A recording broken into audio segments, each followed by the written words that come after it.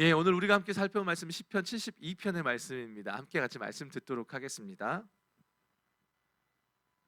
하나님이시여 주의 판단력을 왕에게 주시고 주의 공의를 왕의 아들에게 주소서. 그가 주의 백성을 공의로 재판하며 주의 가난한 자를 정의로 재판하리니 의로 말미암아 산들이 백성에게 평강을 주며 작은 산들도 그리하리로다. 그가 가난한 백성의 억울함을 풀어주며 궁핍한 자의 자손을 구원하며 압박하는 자를 꺾으리로다. 그들이 해가 있을 동안에도 주를 두려워하며 달이 있을 동안에도 대대로 그리하리로다. 그는 뱀풀 위에 내리는 비같이 땅을 적시는 소낙비같이 내리리니 그의 날에 의인이 흥왕하여 평강이 풍성함이 달이 닿을 때까지 이르리로다. 그가 바다에서부터 바다까지와 강에서부터 땅끝까지 다스리리니 광야에 사는 자는 그 앞에 굽히며 그의 원수들은 티끌을 핥을 것이며 다시스와 섬의 왕들이 조공을 바치며 스바와 시바 왕들이 예물을 드리리로다. 모든 왕이 그의 앞에 부복하며 모든 민족이 다 그를 섬기리로다. 그는 궁핍한 자가 부르짖을 때에 건지며 도움이 없는 가난한 자도 건지며 그는 가난한 자와 궁핍한 자를 불쌍히 여기며 궁핍한 자의 생명을 구원하며 그들의 생명을 압박과 강포에서 구원하리니 그들의 피가 그의 눈앞에서 존귀의 여김을 받으리로다. 그들이 생존하여 스바의 금을 그에게 드리며 사람들이 그를 위하여 항상 기도하고 종일 찬송하리로다.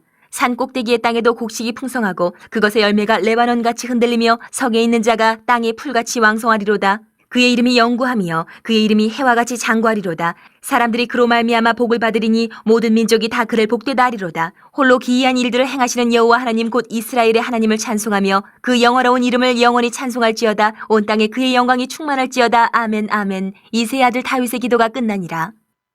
네, 벌써 이제 72편까지 왔네요. 시편이 총 5권으로 되어 있거든요. 근데 오늘 이 시편 72편을 끝으로 이제 제 2권이 끝나게 됩니다. 시간이 이렇게 훌쩍훌쩍 지나가는 것 같아요.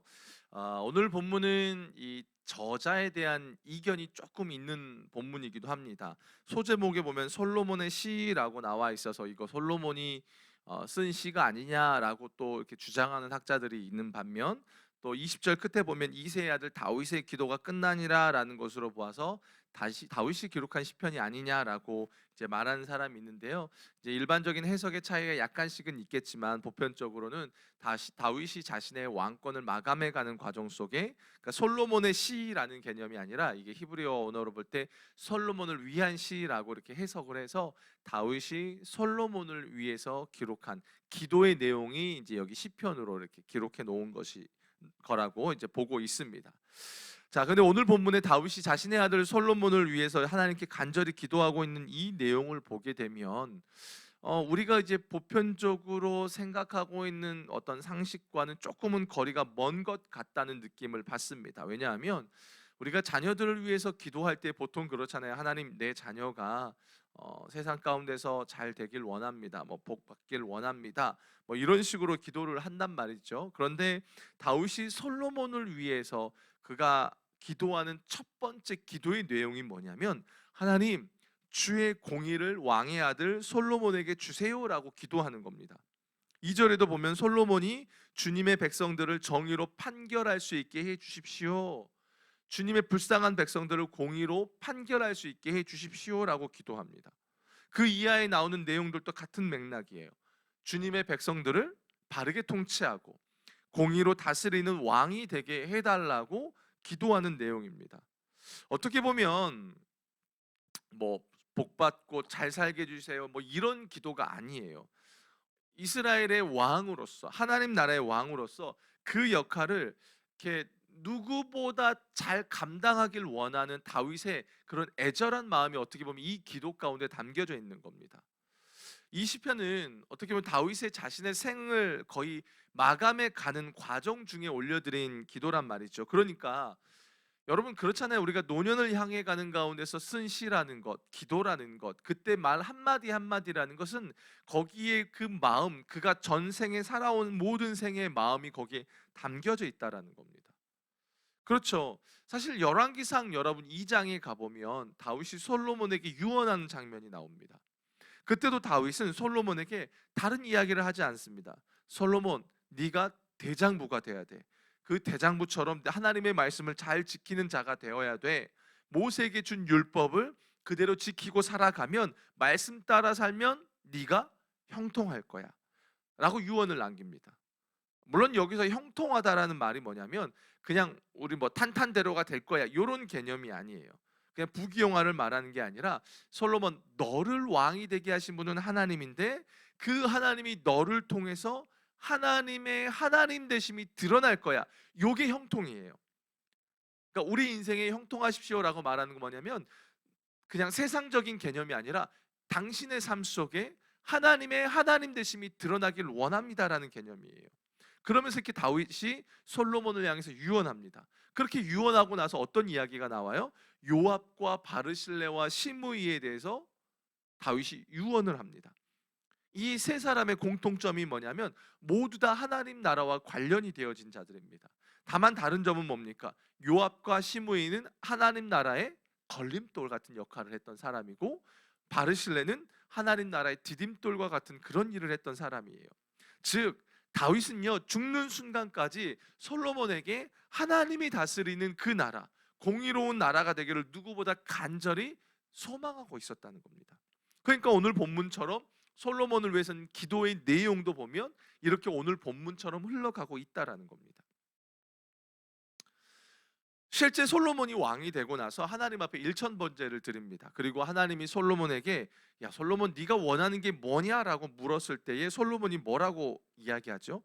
주님, 종에게 지혜로운 마음을 주십시오. 그래서 주님의 백성을 재판하고 선악을 분별할 수 있게 해주세요라고 말합니다.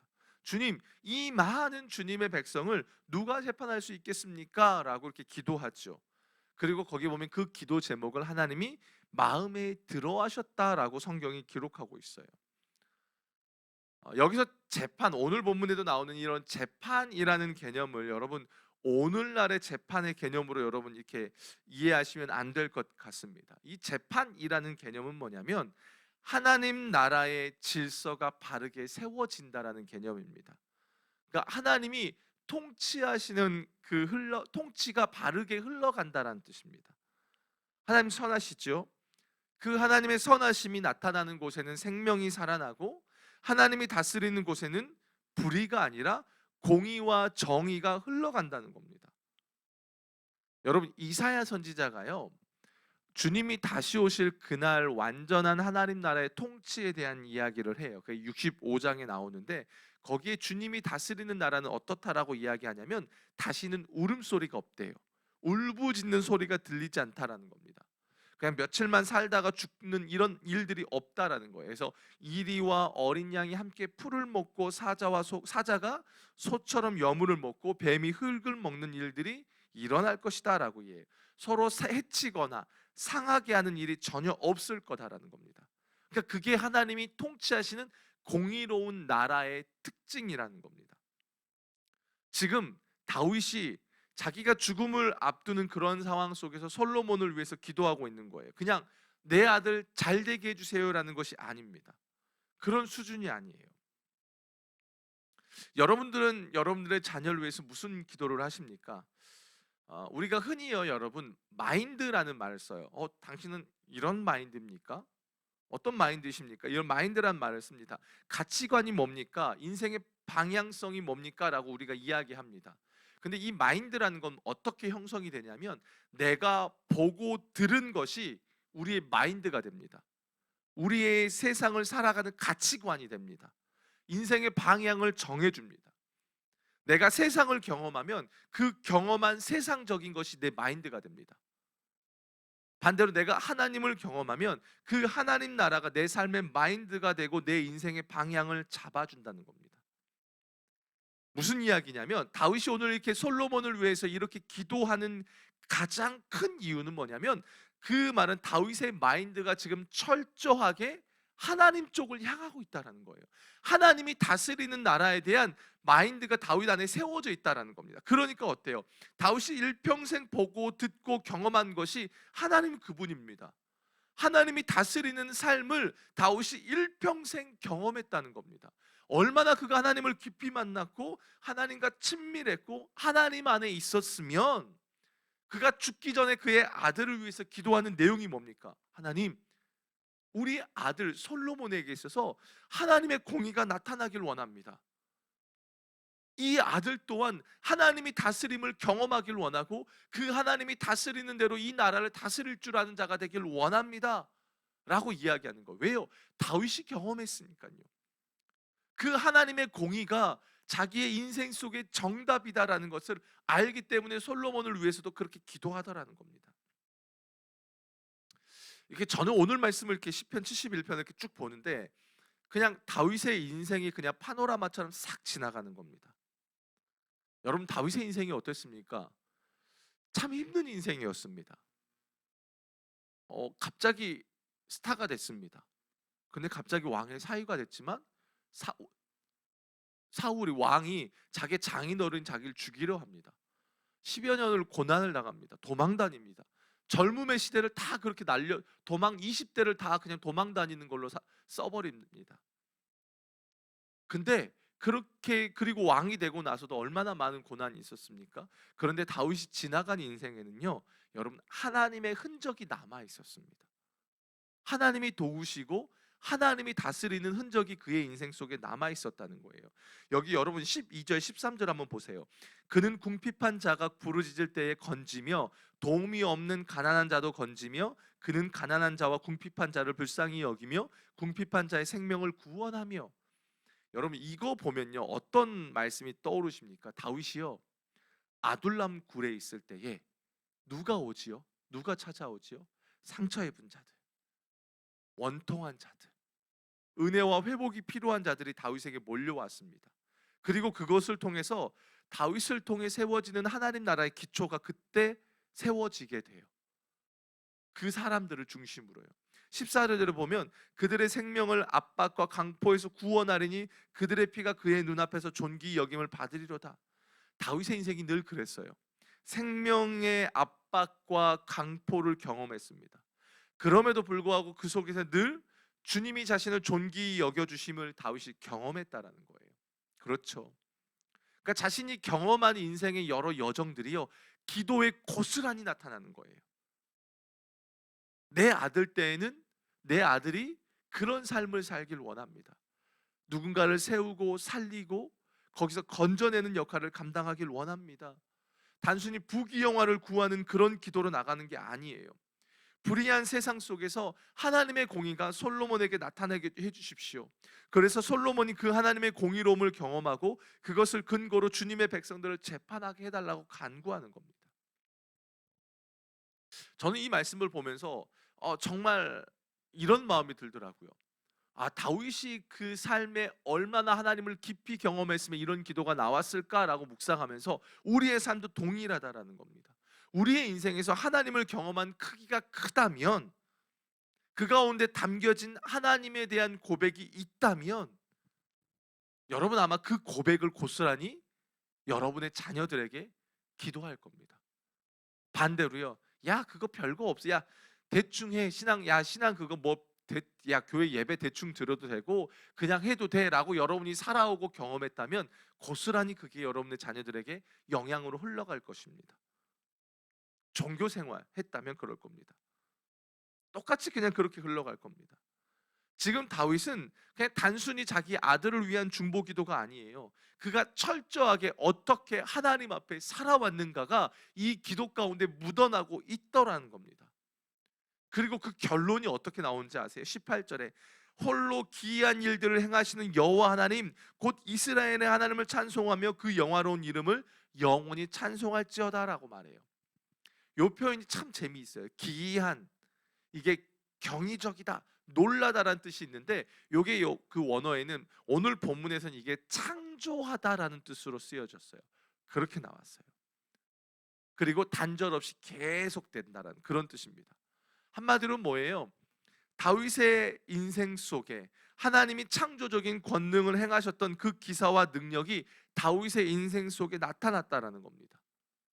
여러분 사무엘상하에 보면 다윗이 얼마나 수많은 위기 속에 있었습니까? 그런데 그 위기 속에서 하나님이 그의 인생 속에 날마다 창조의 역사를 일으켰습니다. 기이하고 놀라운 일을 나타내셨고 결국에는 그래서 다윗이 하나님을 높일 수밖에 없고 찬양할 수밖에 없던 다윗의 인생이었던 겁니다. 그리고 그의 아들의 인생도 그런 인생이 되기를 다윗이 기도하고 있더라라는 겁니다. 설교를 준비하면서 이 부분이 제 마음 안에 이렇게 갈망함으로 다가왔습니다. 아, 다윗이 그렇게 하나님을 경험했구나. 기이한 일들을 행하신 그 하나님에 대한 고백이 다윗의 삶에 있구나. 그냥 누군가를 위한 기도가 아니라 그가 그렇게 경험했기 때문에, 그가 그렇게 하나님을 만났기 때문에 이렇게 기도할 수 있는구나. 제 안에도 갈망으로 이어지는 겁니다. 사실 오늘 본문은요, 여러분, 그냥 다윗이 솔로몬에게 했던 그런 기도를 넘어서서요, 요건 예언적 기도입니다. 아까도 제가 이사야서 말씀을 잠깐 이야기했지만, 오늘 본문은 예수 그리스도가 다스리시는 그 하나님 나라, 궁극적인 나라의 어떤 특징들을 함께 이야기해 주고 있는 겁니다. 중요한 건 뭐냐면, 다윗이 그걸 알고 하든 하지 않고 하든 간에 지금 중요한 건 다윗은 이미 그걸 누리고 경험하고 있더라라는 겁니다. 그가 진짜 그의 인생 속에서 하나님을 만났기 때문에 이런 기도를 그의 아들에게 해줄 수 있더라라는 겁니다. 그렇다면 우리는 어떻습니까? 우리는 어떻습니까?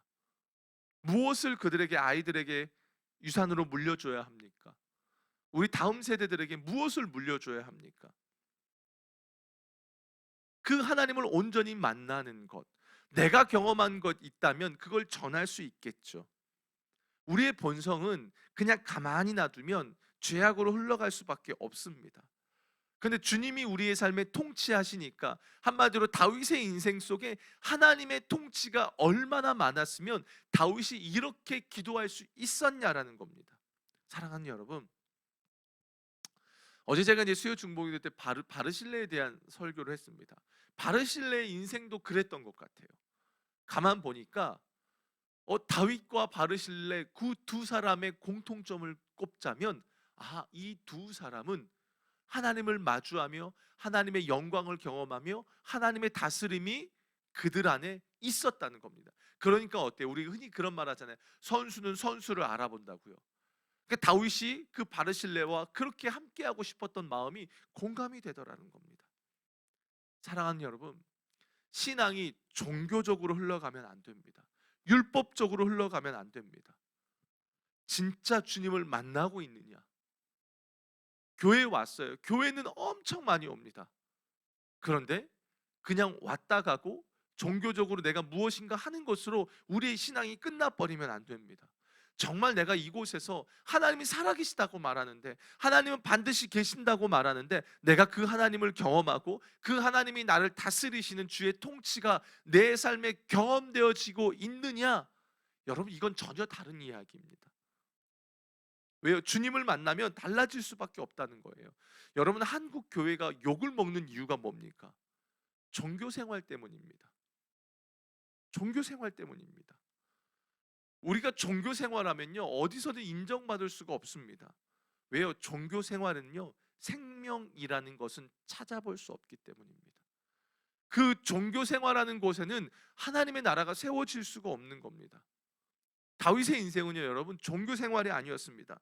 철저하게 하나님 앞에 살아갔고 하나님의 뜻이 자신의 삶에 나타나기를 누구보다 소망했던 사람이 다윗의 인생이고, 그 다윗의 인생이 오늘날 예수 그리스도를 믿는 우리의 인생을 대변해 주고 있잖아요. 우리도 마찬가지입니다.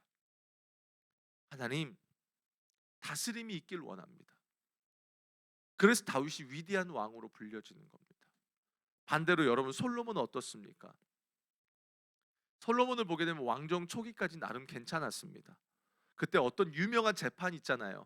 두 여인이 아이를 데리고 나오고, 한 여자가 아이를 데리고 자다가 아이를 눌려서 그 아이가 죽게 돼서, 이 아이가 내 아이입니다 했더니 그때 절반 잘라라 막 했던 우리 유명한 이야기가 있잖아요. 솔로몬의 재판. 그 말은 뭐예요? 솔로몬이 그때까지는 하나님의 다스림 안에 있었던 겁니다. 그 지혜는 솔로몬에게서 나온 지혜가 아니었기 때문에요. 근데 아이러니하게도 솔로몬이 나라를 다스려 가면 갈수록 어떻게 합니까? 그가 하나님 앞에 살아가기보다 날마다 그 주님을 붙잡고 주님의 다스림 안에 있기를 갈망하기보다는요, 어떤 일들이 벌어집니까? 나중에 열왕기상 9장 15절 이후에 보면 솔로몬이 건축하는 이야기가 나와요. 그때 강제 일꾼들을 막 등용하거든요. 사용하는 이야기가 나오거든요. 그때 보면 9장 24절에 보면 솔로몬이 바로의 딸을 위해서 밀로를 건축하더라는 겁니다. 바로의 딸. 이미 무너졌다는 겁니다. 하나님을 경험하는 인생이 아니라 그냥 내 마음대로 흘러가는 인생이 되었더라는 겁니다. 결국은 그 솔로몬을 통해서 어떤 일이 벌어져요? 남유다와 북이스라엘로 갈라지는 분열의 역사가 시작됐습니다. 우상 숭배가 솔로몬 때문에 들어왔더라는 겁니다. 처음엔 잘했을지 몰라요. 근데 그렇지 않더라는 거예요. 솔로몬의 인생을 보면 얼마나 안타까운지 모릅니다. 누구보다도 아버지 다윗의 그 귀한 신앙을 물려받은 사람이 솔로몬입니다. 그런데 그가 살아내지 못합니다. 아버지의 것은 아버지의 것으로 그쳐버립니다. 자기 것으로 되지 않는다라는 거예요. 이런 이야기를 보면서 결국 신앙이라는 게 누가 대신 해주지 않더라는 겁니다. 누가 대신 해주지 않더라는 거예요. 오늘 나온 이 72편의 내용이요, 재미있는 건 다윗에게 기도 응답입니다. 그가 경험한 경험들이었습니다. 그런데 다윗이 솔로몬을 위한 이 기도는 솔로몬에게는 그냥 그저 그 기도로만 끝나버립니다. 응답이 되어지질 못하더라는 겁니다. 왜요? 그가 하나님을 깊이 만나지 못하고 있기 때문입니다. 하나님 복을 주십시오, 복을 주십시오.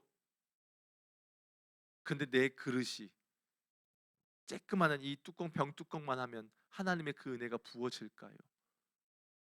다윗의 인생은 그 하나님의 은혜가 담길 만한 충분한 삶이었습니다. 그가 매 순간 주님을 만났기에 이런 기도가 나오고 이 기도가 그에게 응답이었던 겁니다. 솔로몬은 그렇지 못했습니다. 사랑하는 여러분, 오늘 말씀을 보면서 그렇습니다. 이 말씀이 여러분에게 적용되어지길 축복합니다. 다윗이 하나님을 깊이 만나는 가운데 그가 그의 아들을 위해서 기도한 것처럼 여러분의 인생이 하나님을 깊이 만나는 인생이 되길 축복합니다. 그래서 여러분의 그 인생 속에 만난 그 하나님을 여러분의 자녀들에게, 야, 내가 하나님 만나니까 이렇게 좋더라.